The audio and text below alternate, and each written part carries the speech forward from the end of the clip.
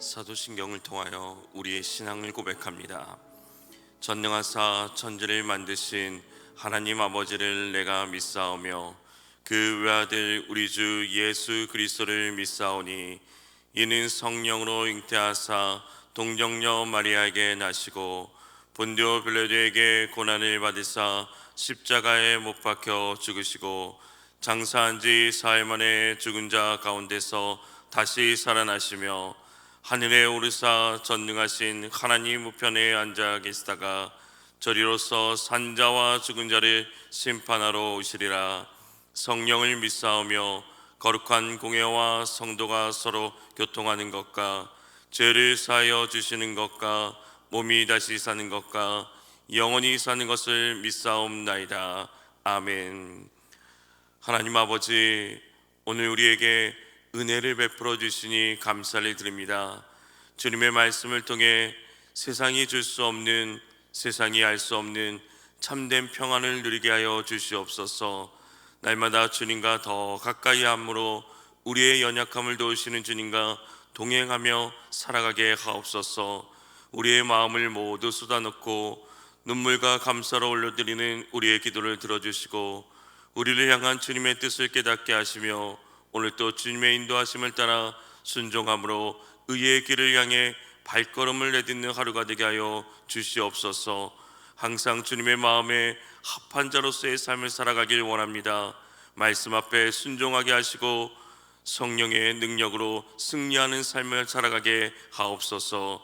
이 시간 말씀을 통하여 주님의 뜻을 알게 하시고 주님의 뜻이 우리의 삶 속에 이루어지게 하여 주시옵소서.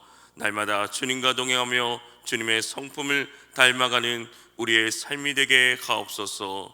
이 시간 주님 앞에 나올 때 귀한 예물 드립니다. 드린 감사의 예물을 주여 받아주시옵고 간절한 기도의 제목과 간구를 들어 주시옵소서. 예수님의 이름으로 기도합니다. 아멘. 찬송가 526장 목마른 자들아. 찬송가 526장입니다. 목마른 자들아 땅에 이리 거라. 이곳에 적은 새 흐르도다.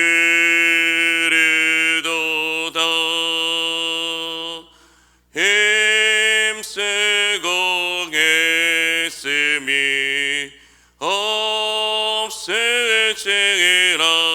없을지라도 이 샘에 오며 다 마시겠네. 이 샘에 솟는 강같이 흘러 온천하 만국에 다 통하네. 빈분하기 전에 분별이 없이 다 와서 쉬고 또 마시겠네. 생명수 샘물을 마신 자마다 목 다시 마르지 아니하고 속에서 솟아나 생수가 되어 영원히 솟아 늘 풍성하리.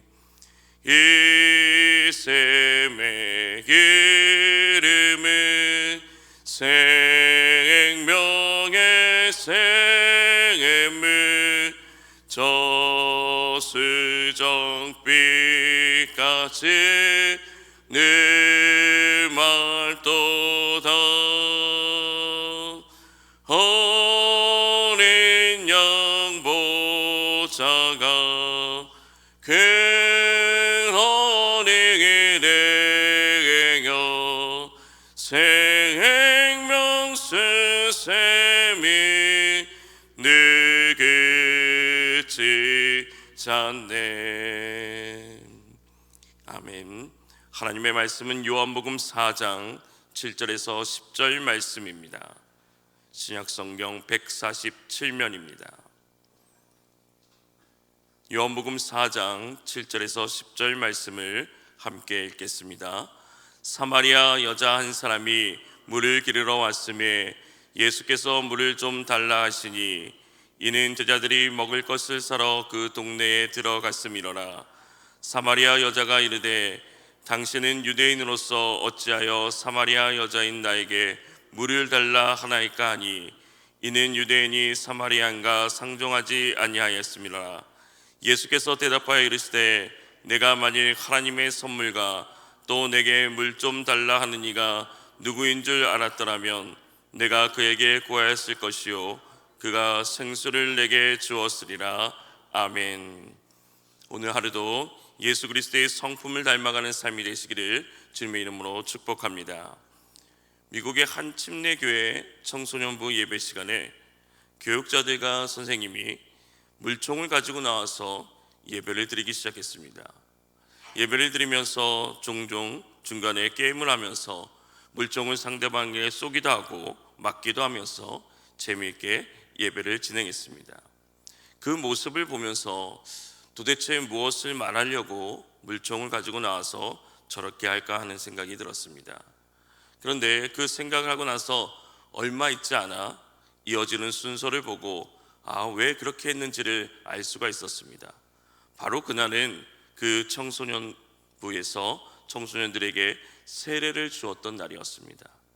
아이들에게 물에 대해서 다양한 방법으로 설명하고 난 후에 세례가 무엇인지 그리고 물로 세례를 주는 것이 어떤 것을 의미하는지 가르쳐주기 위함이었습니다.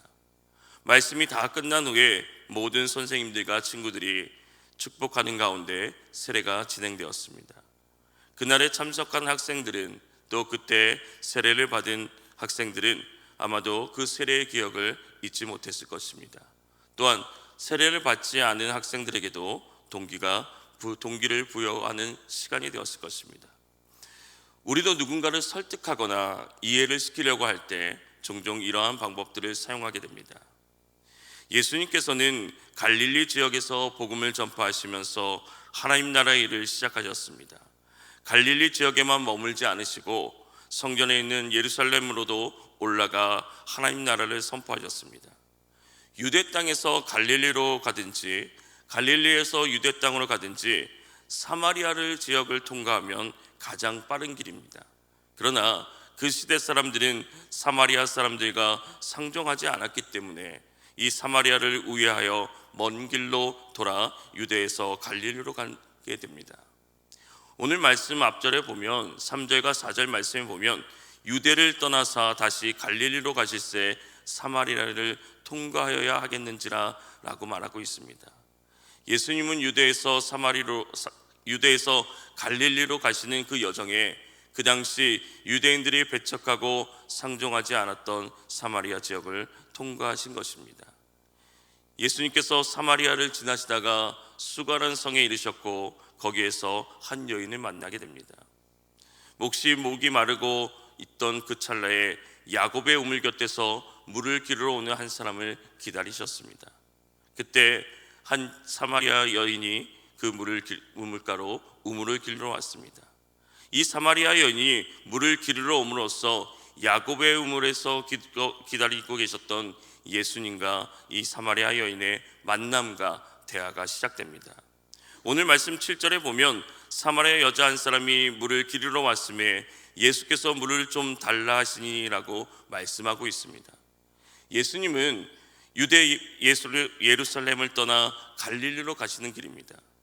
제자들과 함께 무리를 이루어 갈릴리에서 사역을 위해서 걷고 또 걷다가 많이 지치셨습니다.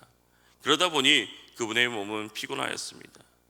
앞선 6절 말씀에도 거기 또 야곱의 유물이 있더라. 예수께서 길 가시다가 피곤하여 우물 곁에 그대로 앉으시니 때가 6시쯤 되었더라 라고 말씀합니다. 예수님이 야곱의 유물에 도착하시어 우물 곁에 그대로 앉으신 것은 그분의 육신이 피곤하고 지치셨기 때문입니다. 제자들 역시 먹을 것을 사러 동네에 내려간 상황이었습니다. 그때 사마리아 여인이 물을 기르러 온 것입니다. 그 여인에게 예수님은 물을 좀 달라라고 말씀하십니다. 예수님이 물을 달라고 하신 것은 처음 만나는 이 사마리아 여인에게 동정심을 유발하기에 좋은 방법이었을 것입니다. 사마리아 여인 입장에서 보면 낯선 남자에 대한 심리적인 경계심이나 거리감도 분명히 있었을 겁니다. 그것을 예견하신 예수님은 물을 청하시면서 경계심을 무너뜨리는 심리적인 방법을 시도하셨습니다. 물을 달라고 청하심으로 상대방을 배려하는 사려와 깊은 모습을 보이셨던 것입니다. 이처럼 처음 만나는 사람들에게 대화의 접촉점을 만드는 것이 중요한 것입니다. 대화를 이끌어 간다는 것을 돕는 질문들이 있습니다. 주로 악의가 없고 상대방에게 위압감을 주지 않는 질문이지만 너무 흔하지 않은, 그러면서도 상대에게 친근감을 줌으로써 또 다른 대화가 가능하도록 이끌어주는 질문들이 있습니다. 이 질문은 상대에 대한 세심한 관심이 더해질 때 효과가 더 크게 되는 것입니다. 이렇게 예수님은 접촉점을 만드는 질문을 여인에게 하시면서 대화를 이어나가시며 동기를 부여하셨습니다. 예수님이 우물가에서 한 여인에게 물 좀 주시라고 하는 질문을 던지신 것입니다. 그러자 이 질문을 받은 여인이 유대인인 당신이 사마리아인인 나에게 왜 물을 달라고 하고 있습니다. 또 다른 주제로 대화를 이어가는 것입니다. 예수님은 이제 이어지는 대화를 통해 여인에게 영적인 소망을 불러 일으켜 주십니다. 그리고 그 여인에게 영원히 마르지 않는 생명수 복음을 전하시는 것입니다. 당시의 남자가 여자에게 말을 걸지도 않을 뿐더러 유대인은 사마리아인에게 절대 말을 걸지 않았습니다. 그런데 예수님은 이 사마리아 여자에게 먼저 다가가 말을 걸었습니다. 물 좀 다오라는 그 말을 하면서 관심이 있다는 이야기입니다. 그 모습 속에서 너무나도 깜짝 놀란 것은 그 여인이 전혀 상종치도 않은 이 유대인 남자가 와서 말을 거는 것입니다. 그것도 놀랍게도 예수님은 물을 가지고 이야기하십니다. 학식이 많은 니고데모와의 대화에서는 그의 수준에 맞게 대화를 하셨고, 물을 길러러 온 이 여자에게는 물을 매개체로 삼아서 이야기를 하고 계십니다. 예수님은 이처럼 눈높이에 맞게 복음을 전하셨습니다. 주님은 지금 물을 달라고 하시면서 사마리아 여자의 마음을 문을 열고 계신 것입니다. 지금으로 말하면 매우 심리적인 접근 방법으로 다가가셨던 것입니다. 하고 싶은 말을 서둘러 한 것이 아니라 상대방의 마음을 예민하게 살피며 단계적으로 접근하셨습니다. 마음 문을 닫고 있으면 어떤 말도 들으려고 하지 않기 때문입니다. 어떤 사람은 마음의 문을 열게 되니 마음의 창에 햇살이 내리고 바람이 지나가고 때로는 소나기가 내리고 눈이 부시고 창문이 흔들리고 새 옷이 젖기도 하지만 세상에 아름답게 느껴진다고 말합니다. 이렇게 대화를 하기 전에 마음 문을 여는 것이 중요한 것입니다. 물 한 그릇으로 요구하는 것을 시작하려 예수님과 이 사마리아 여인의 대화는 계속되고 있습니다. 오늘 말씀 10절 말씀에 보면 예수께서 대답하여 이르시되 내가 만일 하나님의 선물과 또 내게 물 좀 달라 하는 이가 누구인지 알았더라면 내가 그에게 구하였을 것이요 그가 생수를 내게 주었으리라고 말씀합니다. 조금 전까지는 자기에게 물을 달라고 하셨던 그 예수님이 이제는 사마리아 여인에게 내가 물 좀 달라 하는 이가 누구인지 알았더라면 내가 그에게 구하였을 것이라고 말씀하십니다. 서로 대화하는 그 내용이 물을 주는 자와 받는 자가 이제는 바뀌게 된 것을 알 수 있습니다. 영원한 생명의 물, 그 물은 바로 예수 그리스도입니다. 사마리아 여인이 예수님과 대화를 하면서 그가 누린 것은 유대인 예수가 아니라 그리스도 예수였습니다. 유대인 예수는 우리에게 영원한 생명을 올 수 없습니다. 우리가 유대인 예수를 그리스도 예수로 믿어질 때 우리 안에 영원한 생명의 물이 샘물처럼 솟아나게 되는 것입니다. 그 누구도 인정하려 하지 않고 오히려 경멸의 대상이었던 이 사마리아 여인에게 예수님은 그 영혼을 구원하기 위해 물을 매개체로 말씀하시며 자연스럽게 대화를 시작하셨습니다. 일상적인 화제를 통하여서 영적인 진리를 이끌어내셨습니다. 사람들의 관심을 유발시키는 대화법을 즐겨 사용하셨던 예수님은 탁월한 교사였습니다. 사랑하는 성도 여러분, 예수님과 사마리아 여인의 물 이야기는 영적인 소망을 일으키게 하는 놀라운 사건으로 이어지게 되었습니다. 예수님은 이 땅에 잃어버린 모든 자를 차별 없이 찾으시려고 오신 분이십니다. 기회가 있을 때마다 모든 사람을 만나시고 복음을 전하셨습니다. 오늘 여러분에게 영적 진리와 영적 소망을 불러일으키도록 동기를 부여하는 것은 무엇이 있습니까? 오늘 우리 안에 있는 예수 그리스도의 그 소망으로 예수님을 알지 못하는 사람들에게 영적 소망을 일으켜주도록 동기를 부여해주는 일에 열심을 다하는 삶이 되시기를 주님의 이름으로 축원합니다.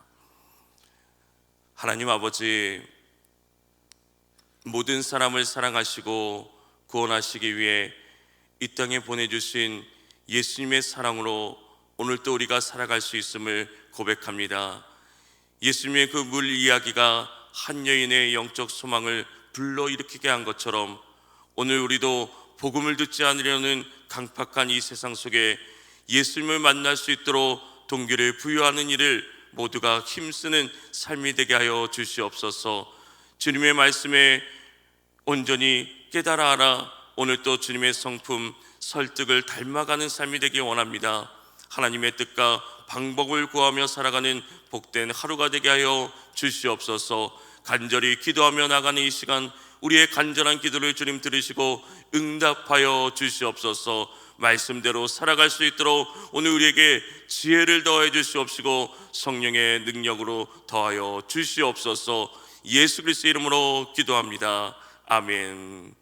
오늘 들은 말씀을 기억하면서 오늘 우리가 영적 소망을 불러일으키는 삶을 살게 하옵소서. 우리 교회가 영혼구원의 접촉종을 만들어 가만히 하게 하옵소서. 이 세상이 이 땅에 오신 예수 그리스도를 만나게 하옵소서. 우리 이 시간 주님의 이름을 간절히 부르며 기도하며 나아가겠습니다. 주여